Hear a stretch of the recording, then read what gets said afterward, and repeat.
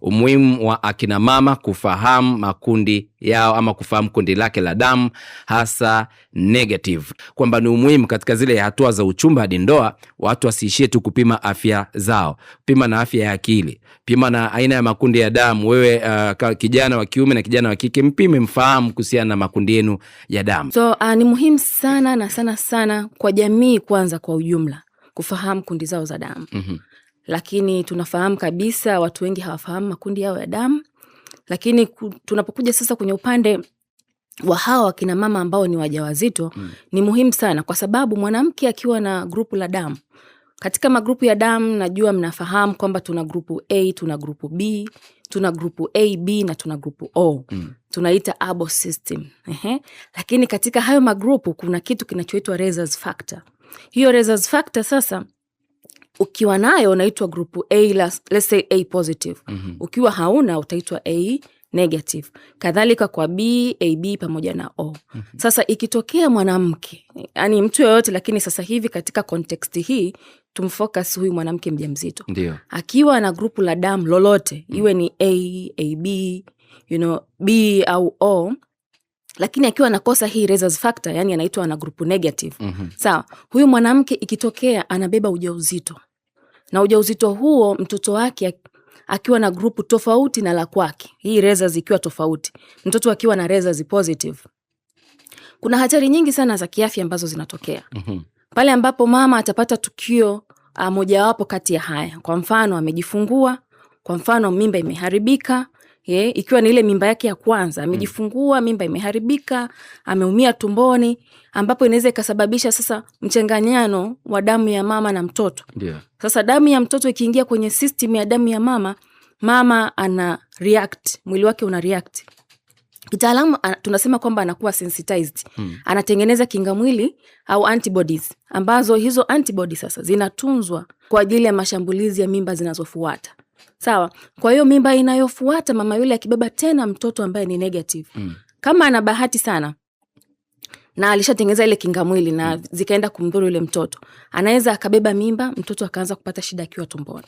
Wengi wanazaa watoto ambao wana manjano kali, watoto waliopungukiwa na upungufu wa damu. Lakini kama hajafanikiwa kuzaa, mtoto anaweza akafia tumboni au mimba zikaanza kuharibika.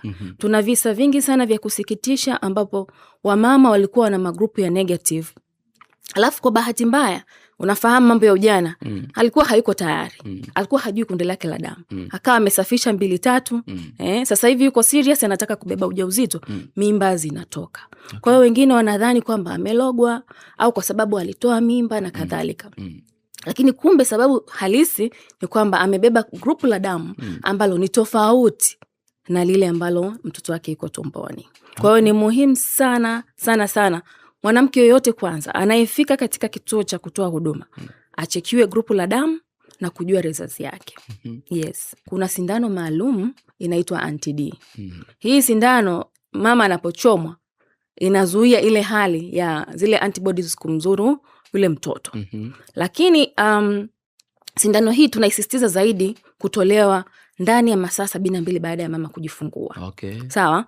Akishajifungua ndani ya masaa 72, mtoto akipimwa grupu lake la damu, kwa sababu kwa sasa hivi hatuna utaalamu wa kujua grupu la damu la mtoto akiwa tumboni. Ni kwenye nchi za wenzetu zilizoendelea huko. Kuna kipimo maalum wanakifanya. Kwa hiyo anapojifungua mtoto akijulikana ni positive na mama hakutengeneza zile kinga mwili, mama ana nafasi ya kupewa sindano ya anti-D. Lakini hata wakati wa ujauzito anaweza akapewa kama amepata matukio tofauti, kuumia tumbo, damu kutoka wakati wa ujauzito na kadhalika. Lakini sasa ikitokea niseme sijui bahati mbaya tayari mama aidha ni mimba yake mojawapo imeshamletea tayari ile hali ya sensitization, yani mwili kuchukizwa na kuanza kutengeneza zile kinga mwili. Sasa mama huyu yumkini zile seli zikaanza zile antibodies zikaanza kushambulia seli nyekundu za mtoto akiwa tumboni. Kwa hiyo nini kinafanyika wakati huo? Tukishagundua hivyo, huwa tunafanya follow up, yani kufanya ufuatiliaji wa karibu sana. Namba 1, tunafanya vipimo vya ultrasound Na katika hospitali ya KCMC kwa sasa mimi niko focal person ambaye nimekuwa trained kwa ajili ya kuzifanya hizi ultrasound. Tunaangalia mishipa ya ubongo ya mtoto jinsi inavyopitisha damu. Kuna namna fulani ya kitaalamu tunaona kabisa huyu mtoto ameshaanza kupungukiwa damu akiwa tumboni. Okay. Yes, kwa sisi ambapo hatufanyi kuongezea damu mtoto akiwa tumboni mpaka kwenye zile senta kubwa. Tunachokifanya ni kuendelea kumonitor, kuangalia zile antibodies zinaendelea kuongezeka kwa kiasi gani, na tunaendelea kufanya ultrasound. Tukiona hali ya mtoto inakuwa ni tete, huwa tunamzalisha mama mapema. Wakati mwingine tunamzalisha kabla mimba haijatimia au tunasogeza ile karibu na kutimia. Yes, kwa hiyo ufuatiliaji mkubwa ni kwa ultrasound na kwa kutumia vipimo vya maabara vya damu kuangalia jinsi zile antibodies zinavyozidi kuongezeka kadri mimba inavyozidi kuongezeka. Okay. Lakini kwa wale wenye utaalamu zaidi, kwa mfano hata hapo Ethiopia, Kenya, wanamwongezea mtoto damu akiwa tumboni.